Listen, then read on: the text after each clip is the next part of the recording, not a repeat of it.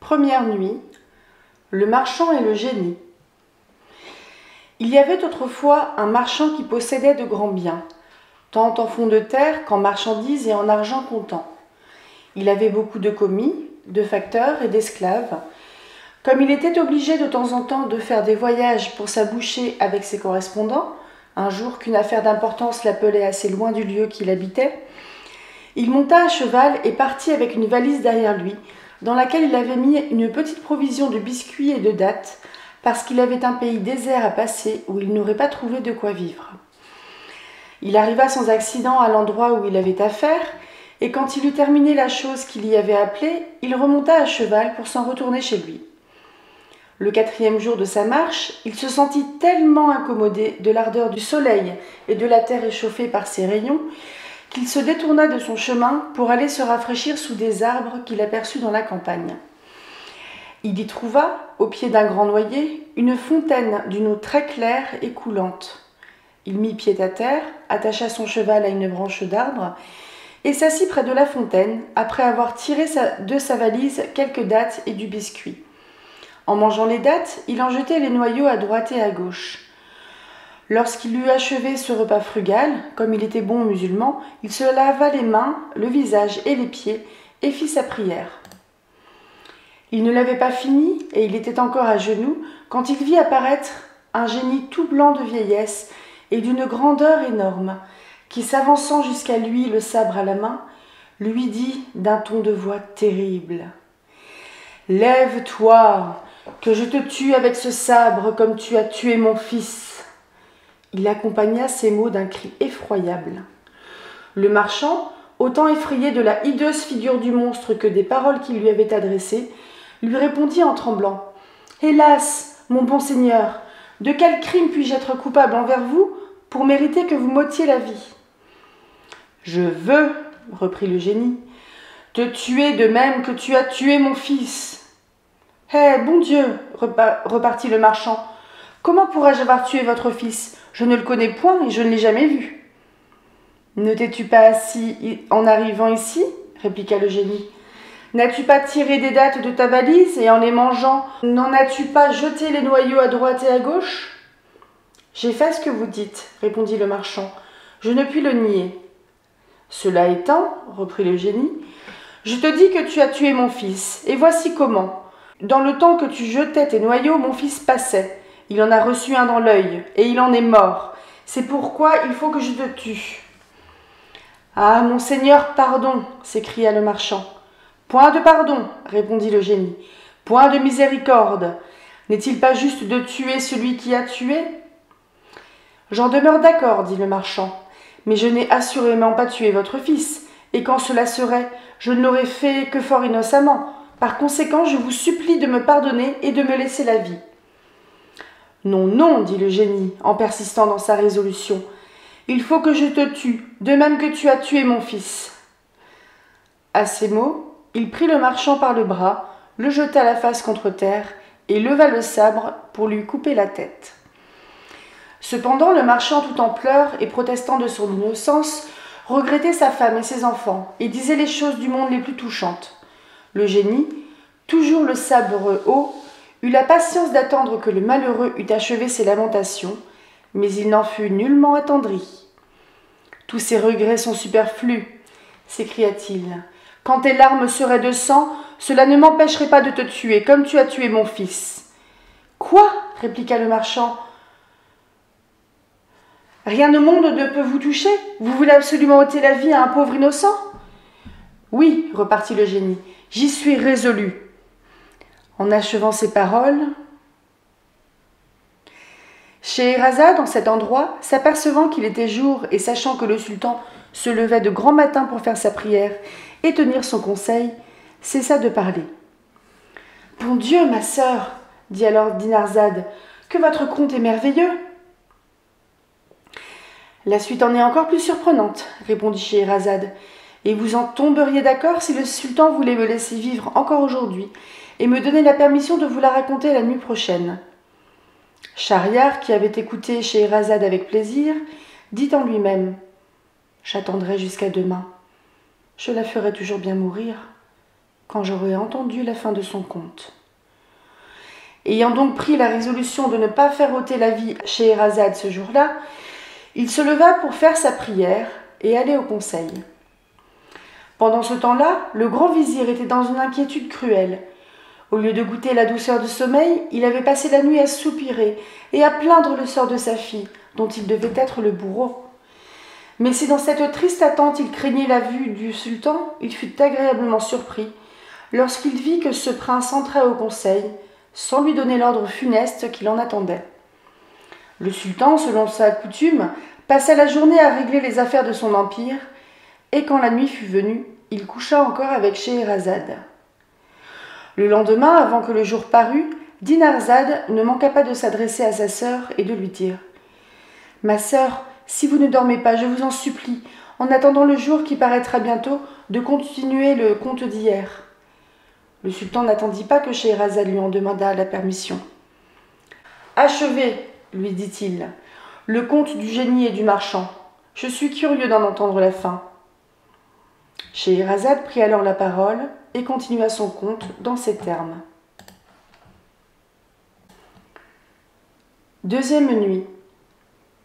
Sire, quand le marchand vit que le génie lui allait trancher la tête, il fit un grand cri et lui dit « Arrêtez, encore un mot de grâce, ayez la bonté de m'accorder un délai.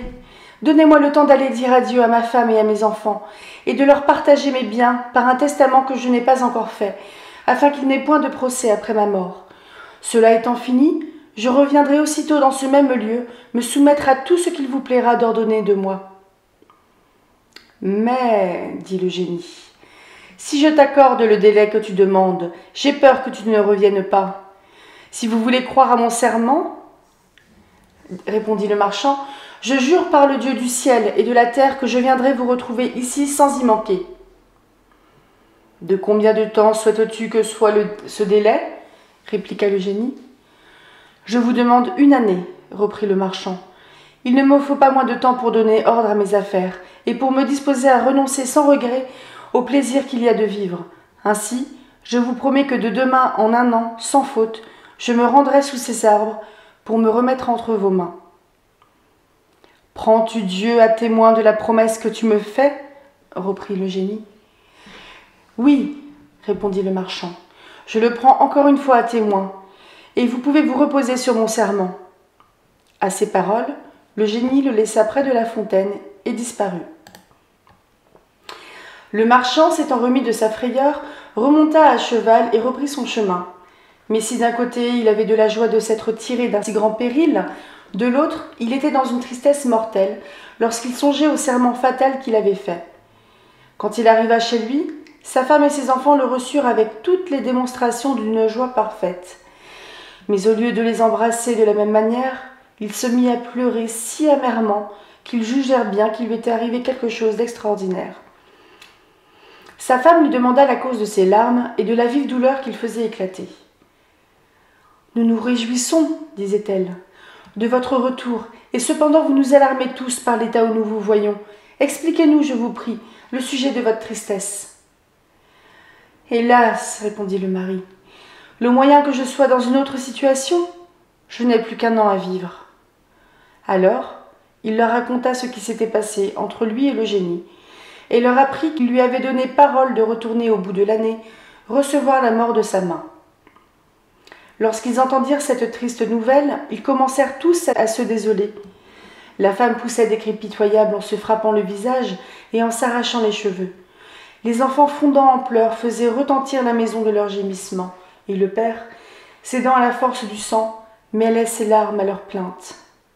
En un mot, c'était le spectacle du monde le plus touchant. Dès le lendemain, le marchand songea à mettre ordre à ses affaires et s'appliqua sur toute chose à payer ses dettes. Il fit des présents à ses amis et de grandes aumônes aux pauvres, donna la liberté à ses esclaves de l'un et de l'autre sexe, partagea ses biens entre ses enfants, nomma des tuteurs pour ceux qui n'étaient pas encore en âge, et en rendant à sa femme tout ce qui lui appartenait, selon son contrat de mariage, il l'avantagea de tout ce qu'il put lui donner suivant les lois.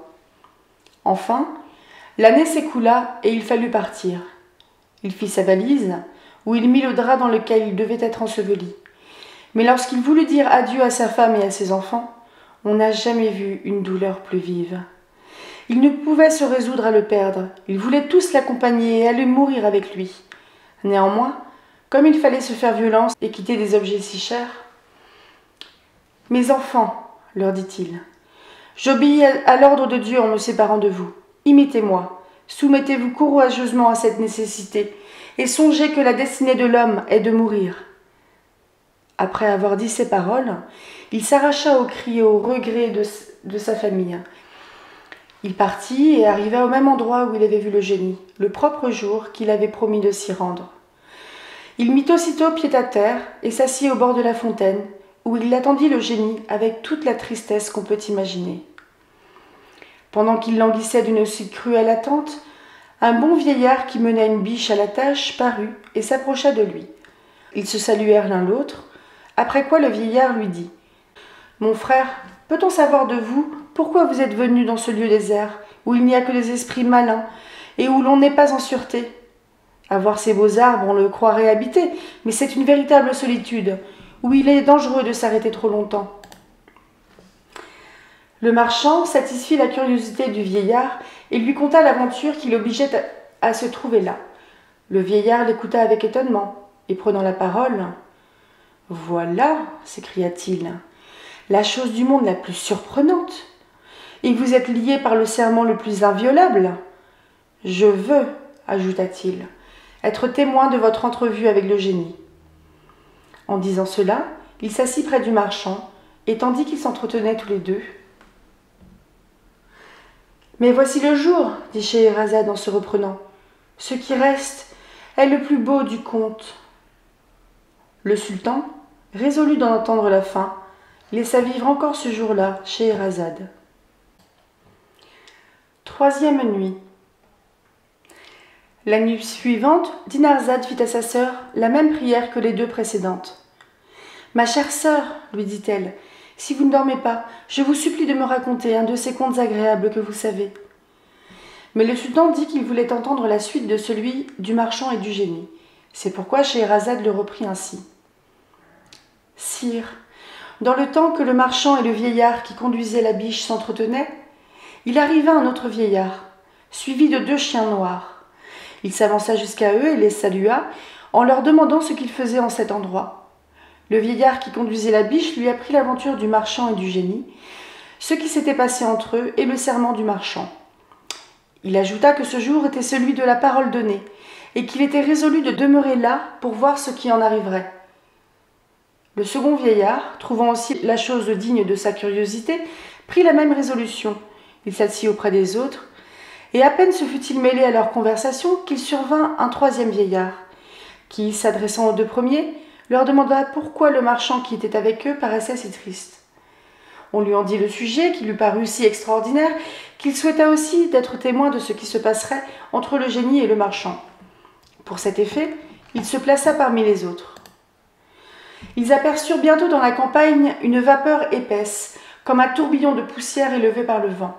Cette vapeur s'avança jusqu'à eux, et, se dissipant tout à coup, leur laissa voir le génie, qui, sans les saluer, s'approcha du marchand, le sabre à la main, et le prenant par le bras, « Lève-toi, lui dit-il, que je te tue, comme tu as tué mon fils. » Le marchand et les 3 vieillards, effrayés, se mirent à pleurer et à remplir l'air de cris. Scheherazade, en cet endroit apercevant le jour, cessa de poursuivre son conte qui avait si bien piqué la curiosité du sultan que ce prince, voulant absolument en avoir la fin, remit encore au lendemain la mort de la sultane. On ne peut exprimer quelle fut la joie du grand vizir lorsqu'il vit que le sultan ne lui ordonnait pas de faire mourir Scheherazade. Sa famille, la cour, tout le monde en fut généralement étonné. 4e nuit. Vers la fin de la nuit suivante, Scheherazade, avec la permission du sultan, parla en ces termes. « Sire, quand le vieillard qui conduisait la biche vit que le génie s'était saisi du marchand et allait le tuer impitoyablement, il se jeta aux pieds de ce monstre et les lui baisant. « Prince des génies, lui dit-il, je vous supplie très humblement de suspendre votre colère et de me faire la grâce de m'écouter. Je vais vous raconter mon histoire et celle de cette biche que vous voyez. mais si vous la trouvez plus merveilleuse et plus surprenante que l'aventure de ce marchand à qui vous voulez ôter la vie, puis-je espérer que vous voudrez bien remettre à ce pauvre malheureux le tiers de son crime ?» Le génie fut quelque temps à se consulter là-dessus, mais enfin il répondit: « Eh bien, voyons, j'y consens. » Histoire du premier vieillard et de la biche. « Je vais donc, reprit le vieillard, commencer mon récit. Écoutez-moi, je vous prie, avec attention. Cette biche que vous voyez est ma cousine et de plus ma femme. Elle n'avait que 12 ans quand je l'épousai. Ainsi je puis dire qu'elle ne devait pas moins me regarder comme son père que comme son parent et son mari. Nous avons vécu ensemble 30 années sans avoir eu d'enfant, mais sa stérilité ne m'a point empêché d'avoir pour elle beaucoup de complaisance et d'amitié. Le seul désir d'avoir des enfants me fit acheter une esclave dont j'eus un fils qui promettait infiniment. Ma femme en conçut de la jalousie, prit en aversion la mère et l'enfant, et cacha si bien ses sentiments que je ne les connus que trop tard. Cependant, mon fils croissait, et il avait déjà 10 ans lorsque je fus obligée de faire un voyage. Avant mon départ, je recommandai à ma femme, dont je ne me défiais point, l'esclave et son fils, et je la priai d'en avoir soin pendant mon absence, qui dura une année entière. Elle profita de ce temps-là pour contenter sa haine. Elle s'attacha à la magie, et quand elle sut assez de cet art diabolique pour exécuter l'horrible dessein qu'elle méditait, la scélérate mena mon fils dans un lieu écarté. Là, par ses enchantements, elle le changea en veau et le donna à mon fermier, avec ordre de le nourrir comme un veau, disait-elle, qu'elle avait acheté. Elle ne borna point sa fureur à cette action abominable.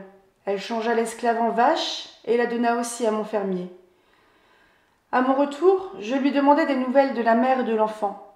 « Votre esclave est morte, me dit-elle, et pour votre fils, il y a 2 mois que je ne l'ai vu, et que je ne sais ce qu'il est devenu. » Je fus touchée de la mort de l'esclave, mais comme mon fils n'avait fait que disparaître, je me flattai que je pourrais le revoir bientôt.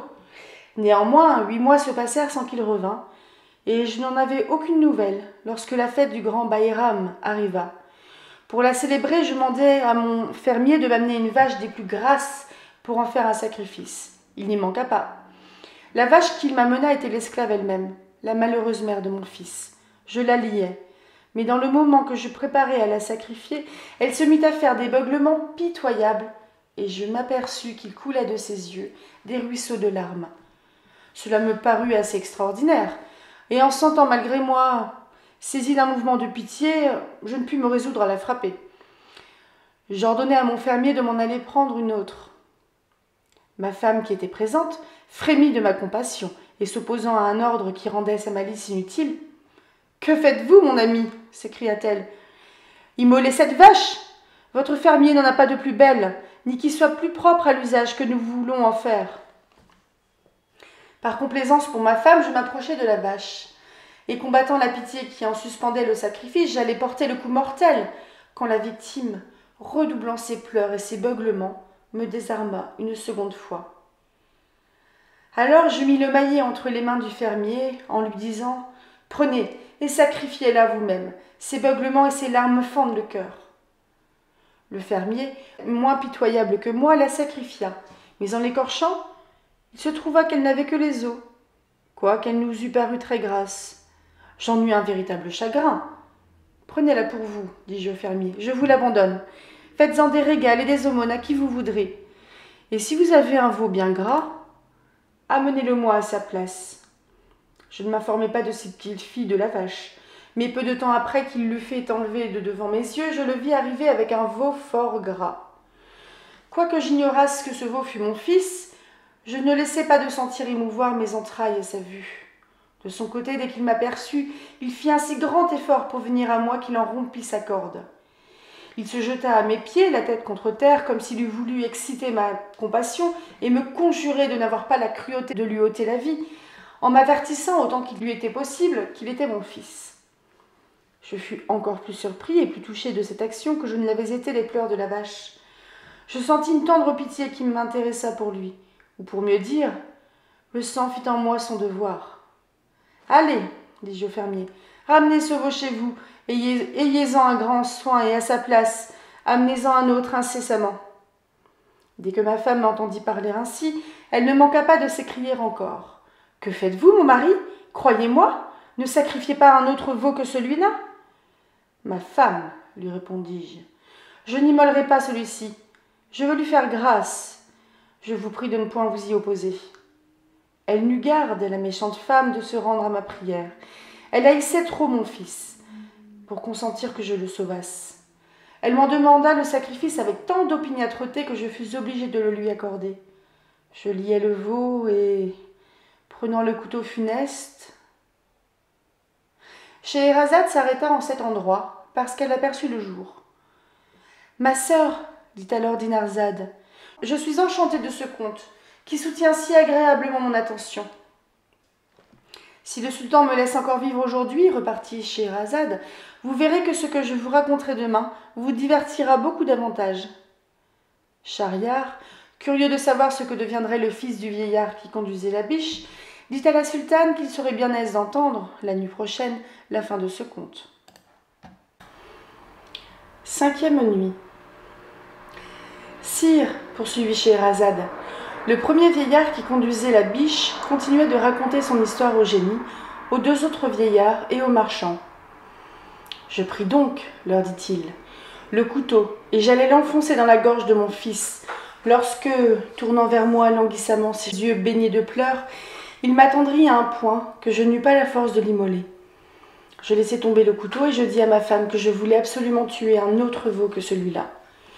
Elle n'épargna rien pour me faire changer de résolution, mais quoi qu'elle pût me présenter, je demeurai ferme et lui promis, seulement pour l'apaiser, que je le sacrifierais au Baïram de l'année suivante.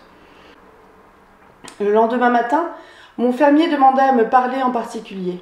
« Je viens, me dit-il, vous apprendre une nouvelle, dont j'espère que vous me saurez bon gré. J'ai une fille qui a quelques connaissances de la magie. Hier, comme je ramenais au logis le veau dont vous n'aviez pas voulu faire le sacrifice, je remarquai qu'elle rit en le voyant, et qu'un moment après, elle se mit à pleurer. Je lui demandai pourquoi elle faisait en même temps 2 choses si contraires. « Mon père, répondit-elle, ce veau que vous ramenez est le fils de notre maître. J'ai ri de joie de le voir encore vivant et j'ai pleuré en me souvenant du sacrifice qu'on fit hier de sa mère, qui était changée en vache. Ces 2 métamorphoses ont été faites par les enchantements de la femme de notre maître, laquelle haïssait la mère et l'enfant. Voilà ce que m'a dit ma fille, poursuivit le fermier, et je viens vous apporter cette nouvelle. À ces paroles, ô génie, continua le vieillard, je vous laisse à juger quelle fut ma surprise. Je partis sur le champ avec mon fermier pour parler moi-même à sa fille. En arrivant, j'allai d'abord à l'étable où était mon fils. Il ne put répondre à mes embrassements, mais il les reçut d'une manière qui acheva de me persuader qu'il était mon fils. La fille du fermier arriva. « Ma bonne fille, lui dis-je, pouvez-vous rendre à mon fils sa première forme ?»« Oui, je le puis, me répondit-elle. »« Ah, si vous en venez à bout, repris-je, je vous fais maîtresse de tous mes biens. » Alors elle me repartit en souriant. « Vous êtes notre maître, et je sais trop bien ce que je vous dois, mais je vous avertis que je ne puis remettre votre fils dans son premier état qu'à 2 conditions. La première, que vous me le donnerez pour époux, et la seconde, qu'il me sera permis de punir la personne qui l'a changé en veau. Pour la première condition, lui dis-je, je l'accepte de bon cœur. Je dis plus, je vous promets de vous donner beaucoup de bien pour vous en particulier, indépendamment de celui que je destine à mon fils. Enfin, vous verrez comment je reconnaîtrai le grand service que j'attends de vous. Pour la condition qui regarde ma femme, je veux bien l'accepter encore. Une personne qui a été capable de faire une action si criminelle mérite bien d'en être punie. Je vous l'abandonne. Faites-en ce qu'il vous plaira. Je vous prie seulement de ne pas lui ôter la vie. Je vais donc, répliqua-t-elle, la traiter de la même manière qu'elle a traité votre fils. J'y consens, lui repartis-je, mais rendez-moi mon fils auparavant. Alors cette fille prit un vase plein d'eau, prononça dessus des paroles que je n'entendis pas, et s'adressant au veau, « Ô veau, dit-elle, si tu as été créé par le Tout-Puissant et Souverain, maître du monde tel que tu parais en ce moment, demeure sous cette forme. Mais si tu es homme et que tu sois changé en veau par enchantement, Reprends ta figure naturelle par la permission du souverain créateur. En achevant ces mots, elle jeta l'eau sur lui, et à l'instant, il reprit sa première forme. « Mon fils, mon cher fils !» m'écriai-je aussitôt en l'embrassant avec un transport dont je ne fus pas le maître. « C'est Dieu qui nous a envoyé cette jeune fille pour détruire l'horrible charme dont vous étiez environné, et vous venger du mal qui vous a été fait, à vous et à votre mère. Je ne doute pas que par reconnaissance, vous ne vouliez pas la prendre pour votre femme comme je m'y suis engagée. » Il y consentit avec joie, mais avant qu'ils se mariassent, la jeune fille changea ma femme en biche, et c'est elle que vous voyez ici. Je souhaitais qu'elle eût cette forme, plutôt qu'une autre moins agréable, afin que nous la vissions sans répugnance dans la famille. Depuis ce temps-là, mon fils est devenu veuf et est allé voyager. Comme il y a plusieurs années que je n'ai eu de ses nouvelles, je me suis mise en chemin pour tâcher d'en apprendre, et n'ayant pas voulu confier à personne le soin de ma femme, pendant que je ferais enquête de lui, j'ai jugé à propos de la mener partout avec moi. Voilà donc mon histoire et celle de cette biche. N'est-elle pas des plus surprenantes et des plus merveilleuses? J'en demeure d'accord, dit le génie. Et en sa faveur, je t'accorde le tiers de la grâce de ce marchand. Quand le premier vieillard, sire, continua la sultane, eut achevé son histoire, le second, qui conduisait les 2 chiens noirs, s'adressa au génie et lui dit « Je vais vous raconter ce qui m'est arrivé à moi et à ces 2 chiens noirs que voici, et je suis sûre que vous trouverez mon histoire encore plus étonnante que celle que vous venez d'entendre. Mais quand je vous l'aurai contée, m'accorderez-vous le second tiers de la grâce de ce marchand ?»« Oui, répondit le génie, pourvu que ton histoire surpasse celle de la biche. » Après ce consentement, le second vieillard commença de cette manière. Mais Scheherazade, en prononçant ces dernières paroles, ayant vu le jour, cessa de parler.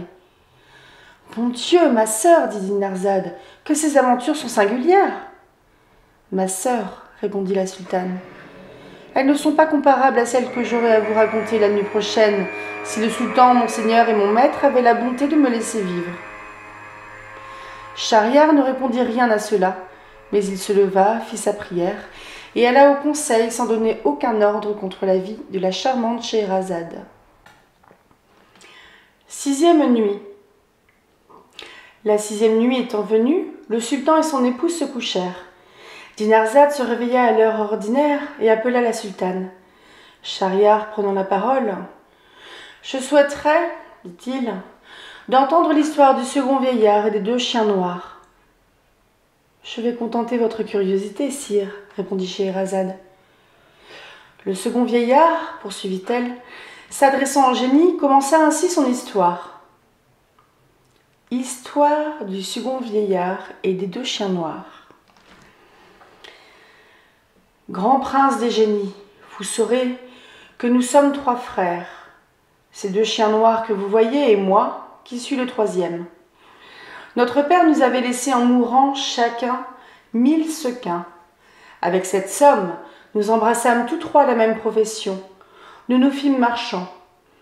Peu de temps après que nous eûmes ouvert boutique, mon frère aîné, l'un de ces 2 chiens, résolut de voyager et d'aller négocier dans les pays étrangers.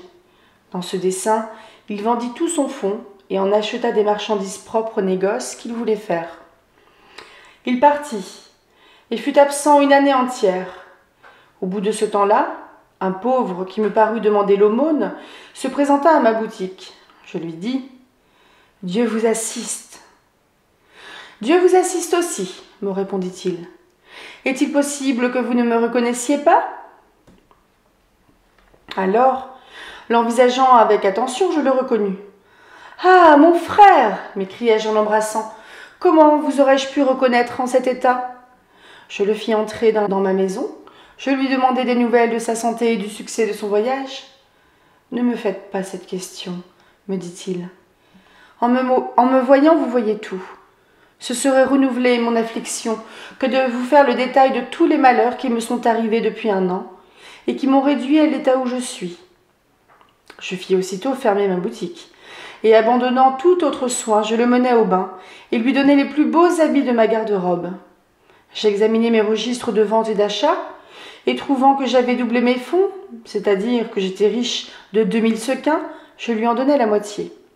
« Avec cela, mon frère, lui dis-je, vous pourrez oublier la perte que vous avez faite. » Il accepta les 1000 sequins avec joie, rétablit ses affaires, et nous vécûmes ensemble comme nous avions vécu auparavant.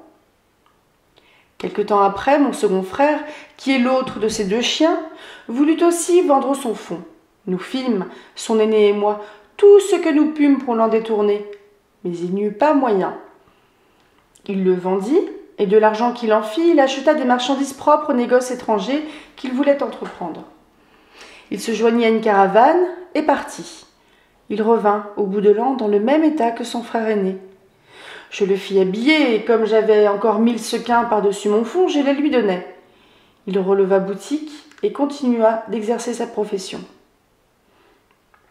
Un jour, mes 2 frères vinrent me trouver pour me proposer de faire un voyage et d'aller trafiquer avec eux. Je rejetai d'abord leur proposition. « Vous avez voyagé, leur dis-je. Qui avez-vous gagné? Qui m'assurera que je serai plus heureux que vous ?» En vain, ils me représentèrent là-dessus tout ce qui leur sembla devoir m'éblouir et m'encourager à tenter la fortune. Je refusai d'entrer dans leurs desseins. Mais ils revinrent tant de fois à la charge qu'après avoir pendant 5 ans résisté constamment à leurs sollicitations, je m'y rendis enfin. Mais quand il fallut faire les préparatifs du voyage, et qu'il fut question d'acheter les marchandises dont nous avions besoin, il se trouva qu'ils avaient tout mangé, et qu'il ne leur restait rien des 1000 sequins que je leur avais donnés à chacun. Je ne leur en fis pas le moindre reproche. Au contraire, comme mon fonds était de 6000 sequins, j'en partageai la moitié avec eux, en leur disant « Mes frères, il faut risquer ces 3000 sequins et cacher les autres en quelque endroit sûr, afin que, si notre voyage n'est pas plus heureux que celui que vous avez déjà fait, nous ayons de quoi nous en consoler et reprendre notre ancienne profession. » Je donnai donc 1000 sequins à chacun, j'en gardai autant pour moi, et j'en tirai les 3000 autres dans un coin de ma maison. Nous achetâmes des marchandises, et après les avoir embarquées sur un vaisseau que nous frétâmes entre nous 3, nous fîmes mettre à la voile avec un vent favorable. Après un mois de navigation... « Mais je vois le jour, poursuivit Scheherazade. Il faut que j'en demeure là. »« Ma sœur, dit Dinarzade, voilà un conte qui promet beaucoup. Je m'imagine que la suite en est fort extraordinaire. »« Vous ne vous trompez pas, répondit la sultane. Et si le sultan me permet de vous la conter, je suis persuadée qu'elle vous divertira fort. » Schahriar se leva, comme le jour précédent, sans s'expliquer là-dessus, et ne donna point ordre au grand vizir de faire mourir sa fille. 7e nuit. Sur la fin de la 7e nuit, Dinarzade supplia la sultane de conter la suite de ce beau conte qu'elle n'avait pu achever la veille. « Je le veux bien, répondit Scheherazade. Et pour en reprendre le fil, je vous dirai que le vieillard qui menait les 2 chiens noirs, continuant de raconter son histoire au génie, aux 2 autres vieillards et aux marchands. « Enfin, leur dit-il, après 2 mois de navigation, nous arrivâmes heureusement à un port de mer où nous débarquâmes et firent un très grand débit de nos marchandises. Moi surtout, je vendis si bien les miennes que je gagnai 10 pour 1. Nous achetâmes des marchandises du pays pour les transporter et les négocier aux nôtres. Dans le temps que nous étions prêts à nous rembarquer pour notre retour, je rencontrai sur le bord de la mer une dame assez bien faite, mais fort pauvrement habillée. Elle m'aborda, me baisa la main et me pria, avec les dernières instances, de la prendre pour femme et de l'embarquer avec moi. Je fis difficulté de lui accorder ce qu'elle demandait, mais elle me dit tant de choses pour me persuader que je ne devais pas prendre garde à sa pauvreté et que j'aurais lieu d'être content de sa conduite, que je me laissai vaincre. Je lui fis faire des habits propres, et après l'avoir épousée par un contrat de mariage en bonne forme, je l'embarquai avec moi et nous mîmes à la voile. Pendant notre navigation, je trouvai de si belles qualités dans la femme que je venais de prendre que je l'aimais tous les jours de plus en plus. Cependant, mes 2 frères, qui n'avaient pas si bien fait leurs affaires que moi et qui étaient jaloux de ma prospérité, me portaient envie. Leur fureur alla même jusqu'à conspirer contre ma vie. Une nuit, dans le temps que ma femme et moi nous dormions, ils nous jetèrent à la mer. Ma femme était fée, et par conséquent génie. Vous jugez bien qu'elle ne se noya pas. Pour moi, il est certain que je serais mort sans son secours. Mais je fus à peine tombée dans l'eau qu'elle m'enleva et me transporta dans une île. Quand il fit jour, la fée me dit « Vous voyez, mon mari, qu'en vous sauvant la vie, je ne vous ai pas mal récompensé du bien que vous m'avez fait. Vous saurez que je suis fée, et que me trouvant sur le bord de la mer, lorsque vous alliez vous embarquer, je me sentis une forte inclination pour vous. Je voulus éprouver la bonté de votre cœur. Je me présentai devant vous, déguisée comme vous m'avez vu. Vous en avez usé avec moi généreusement. Je suis ravie d'avoir trouvé l'occasion de vous en marquer ma reconnaissance. Mais je suis irritée contre vos frères, et je ne serai pas satisfaite que je ne leur ai ôté la vie. » J'écoutai avec admiration les discours de la fée. Je la remerciai le mieux qu'il me fut possible de la grande obligation que je lui avais. « Mais madame, lui dis-je, pour ce qui est de mes frères, je vous supplie de leur pardonner.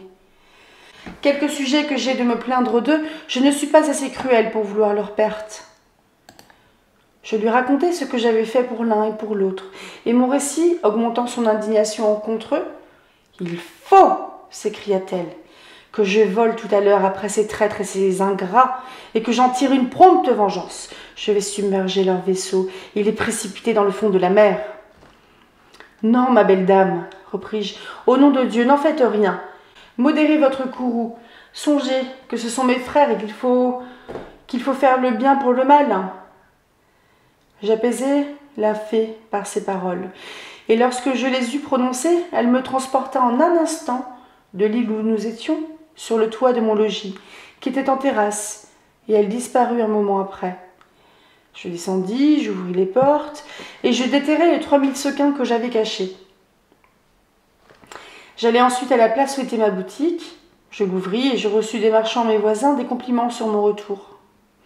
Quand je rentrai chez moi, j'aperçus ces 2 chiens noirs qui vinrent m'aborder d'un air soumis. Je ne savais ce que cela signifiait, j'en étais fort étonnée, mais la fée qui parut bientôt me l'expliqua. « Mon mari, me dit-elle, ne soyez pas surpris de voir ces 2 chiens chez vous, ce sont vos 2 frères. » Je frémis à ces mots et je lui demandai par quelle puissance ils se trouvaient en cet état. « C'est moi qui les y ai mis, me répondit-elle. Au moins c'est une de mes sœurs, à qui j'en ai donné la commission, et qui en même temps a coulé à fond leur vaisseau. Vous y perdez les marchandises que vous aviez, mais je vous récompenserai d'ailleurs. À l'égard de vos frères, je les ai condamnés à demeurer 10 ans sous cette forme. Leur perfidie ne les rend que trop dignes de cette pénitence. Après m'avoir renseigné où je pourrais avoir de ces nouvelles, elle disparut. Présentement que les 10 années sont accomplies, je suis en chemin pour l'aller chercher. Et comme en passant par ici, j'ai rencontré ce marchand et le bon vieillard qui mène sa biche, je me suis arrêtée avec eux. Voilà quelle est mon histoire, ô prince des génies. Ne vous paraît-elle pas des plus extraordinaires ? J'en conviens, répondit le génie. Et je remets aussi en sa faveur le second tiers du crime dont ce marchand est coupable envers moi. Aussitôt que le second vieillard eut achevé son histoire, le 3e prit la parole et fit au génie la même demande que les 2 premiers, c'est-à-dire de remettre au marchand le 3e tiers de son crime. Supposé que l'histoire qu'il avait à lui raconter surpassât en événements singuliers les 2 qu'il venait d'entendre. Le génie lui fit la même promesse qu'aux autres. « Écoutez donc, lui dit alors le vieillard. »« Mais le jour paraît, dit Scheherazade en se reprenant. Il faut que je m'arrête en cet endroit. »« Je ne puis assez admirer, ma sœur, dit alors Dinarzade, les aventures que vous venez de raconter. »« J'en sais une infinité d'autres, répondit la sultane, qui sont encore plus belles. » Schahriar, voulant savoir si le conte du 3e vieillard serait aussi agréable que celui du second, différa jusqu'au lendemain la mort de Scheherazade. 8e nuit. Dès que Dinarzade s'aperçut qu'il était temps d'appeler la sultane, elle supplia sa sœur, en attendant le jour, de lui faire le récit de quelques beaux contes. « Racontez-nous celui du troisième vieillard, » dit le sultan à Scheherazade. « J'ai bien de la peine à croire qu'il soit plus merveilleux que celui du vieillard et des 2 chiens noirs. »« Sire, » répondit la sultane, « le troisième vieillard raconta son histoire au génie. Je ne vous la dirai point, car elle n'est point venue à ma connaissance. Mais je sais qu'elle se trouva si fort au-dessus des 2 précédentes, par la diversité des aventures merveilleuses qu'elle contenait, que le génie en fut étonné. Il n'en eut pas plutôt, oui, la fin, qu'il dit au troisième vieillard. « Je t'accorde le dernier tiers de la grâce du marchand. Il doit bien vous remercier tous 3 de l'avoir tiré d'embarras par vos histoires. Sans vous, il ne serait plus au monde. » En achevant ces mots, il disparut, au grand contentement de la compagnie. Le marchand ne tarda pas de rendre à ses 3 libérateurs toutes les grâces qu'il leur devait. Ils se réjouirent avec lui de le voir hors de péril, après quoi ils se dirent adieu, et chacun reprit son chemin. Le marchand s'en retourna auprès de sa femme et de ses enfants, et passa tranquillement avec eux le reste de ses jours. « Mais sire, » ajouta Scheherazade, « quelque beaux que soient les contes que j'ai racontés jusqu'ici à votre majesté, ils n'approchent pas de celui du pêcheur. » Dinarzade, voyant que la sultane s'arrêtait, lui dit « Ma sœur, puisqu'il nous reste encore du temps, de grâce, racontez-nous l'histoire de ce pêcheur. Le sultan le voudra bien. » Schahriar y consentit, et Scheherazade, reprenant son discours, poursuivit de cette manière. Histoire du pêcheur. Autrefois, il y avait un pêcheur fort âgé et si pauvre qu'à peine pouvait-il gagner de quoi faire subsister sa femme et 3 enfants, dont sa famille était composée. Il allait tous les jours à la pêche de grand matin, et chaque jour, il s'était fait une loi de ne jeter ses filets que 4 fois seulement. Il partit un matin au clair de la lune et se rendit au bord de la mer. Il se déshabilla et jeta ses filets. Comme il les tirait vers le rivage, il sentit d'abord de la résistance. Il crut avoir fait une bonne pêche et s'en réjouissait déjà en lui-même.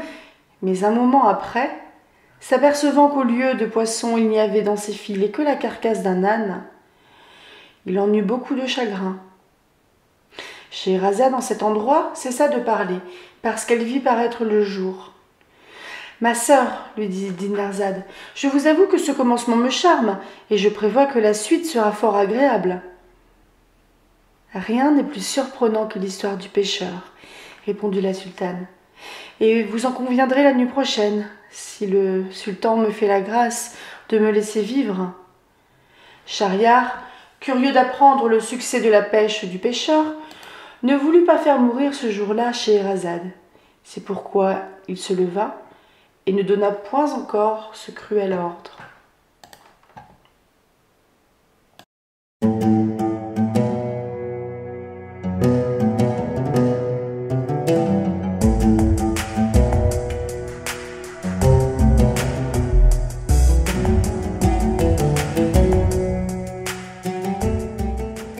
Bonjour et bienvenue sur le 2e vlog lecture concernant les 1000 et une nuits, avec du coup le début de l'histoire de Scheherazade qui commence à raconter son histoire justement.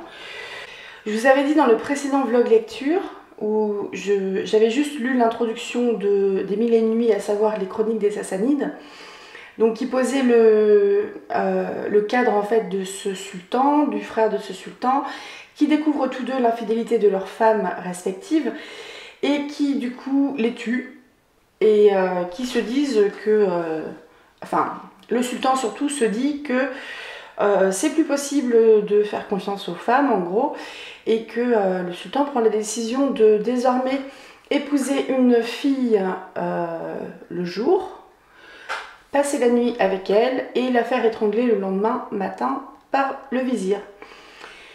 Et apparemment, il y a quand même eu pas mal de meurtres de jeunes filles parce que ça commençait un peu à parler, à s'inquiéter dans le royaume.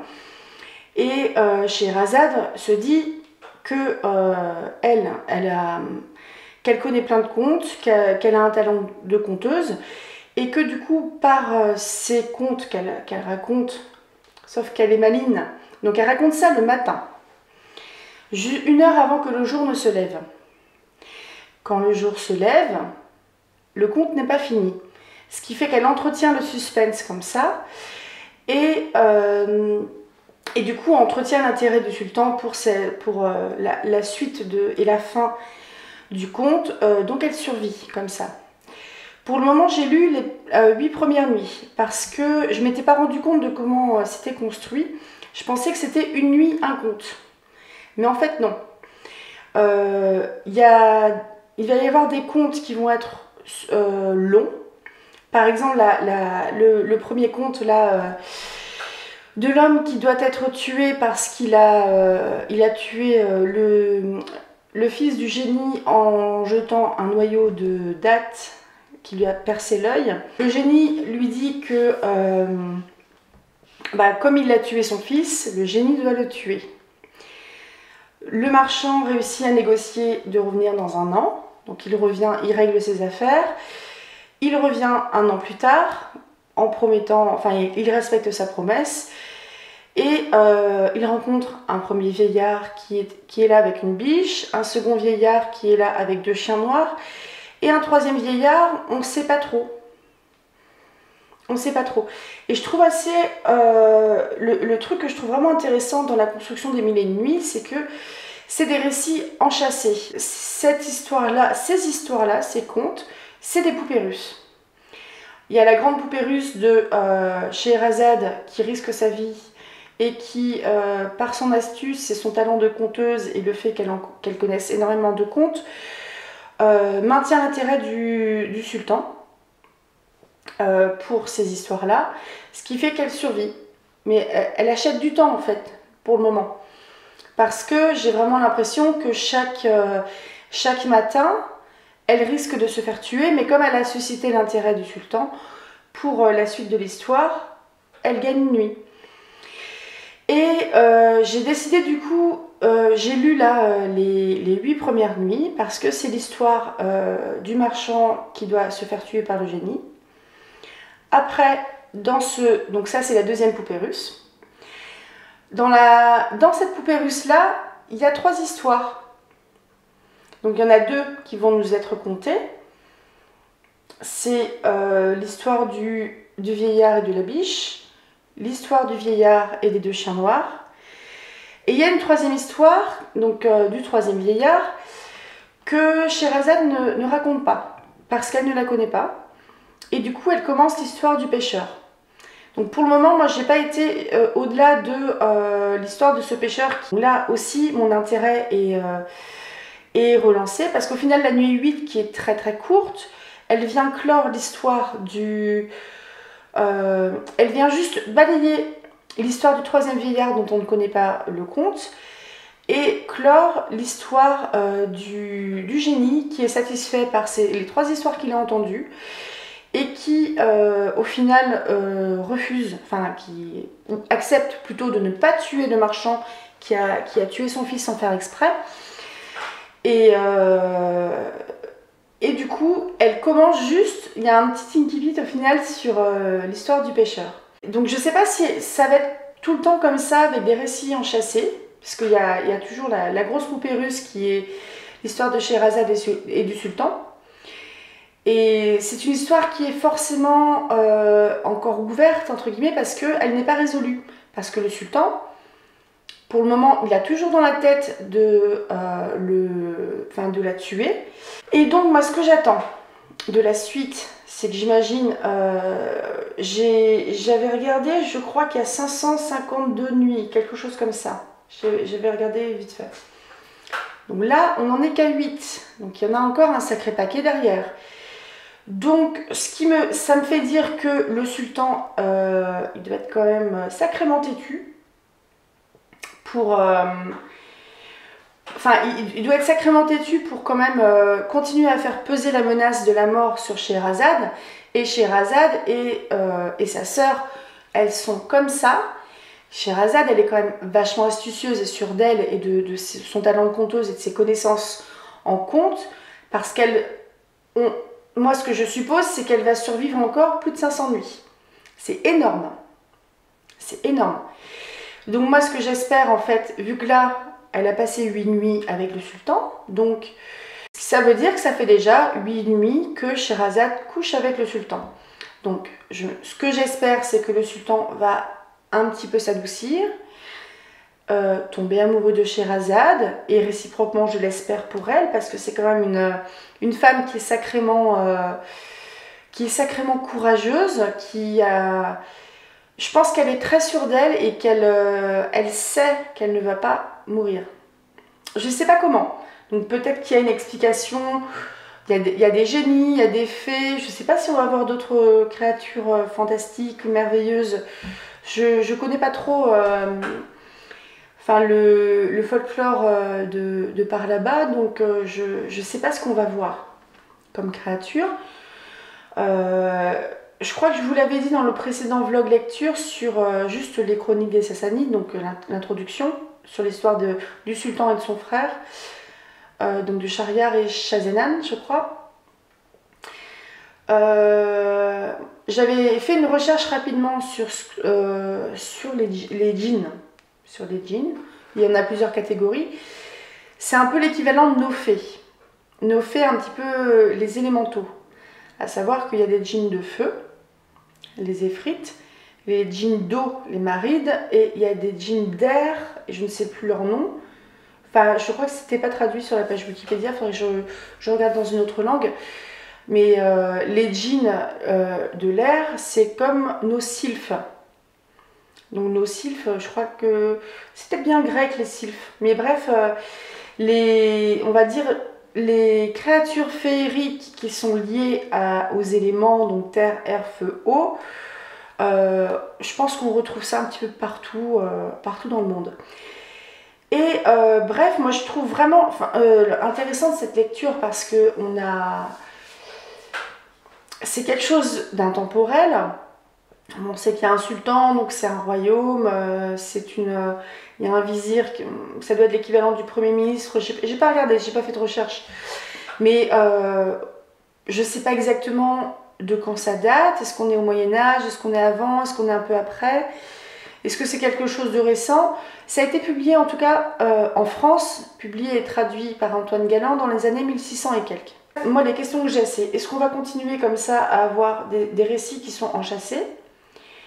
Je trouve que ce sont des contes qui ont quand même une certaine morale. Ça parle quand même vachement du pouvoir des hommes aussi, et de la place de la femme. Et je trouve ça super intéressant aussi. J'ai l'impression que ça hiérarchise vachement les gens, entre les vertueux et ceux qui le sont moins. Je lirai certainement d'autres contes de ce type-là. Moi, j'ai prévu d'aller faire un tour du côté des contes d'Andersen, des contes de Grimm, des contes de Perrault. Il y en a un paquet d'autres. Je pensais aussi les contes régionaux, donc des contes bretons, ça peut être des contes alsaciens, contes corse, j'en sais rien, les contes anglo-saxons. Il y en a partout, ça m'intéresse beaucoup. Et les collecteurs de contes ont fait un sacré boulot. Du coup, je vais sûrement en lire tout plein. Donc voilà, je pense que le prochain vlog lecture, je vais faire un petit peu la même que celui-ci. C'est-à-dire que je vais essayer de repérer s'il y a un autre conte global avec plusieurs petits contes dedans, afin de faire plusieurs nuits et de faire un vlog lecture qui va regrouper le même truc. Donc le prochain, on commencera sur le pêcheur. Allez, je vous souhaite une bonne soirée, journée, matinée, nuit, comme vous voulez, et surtout rêvez tout plein.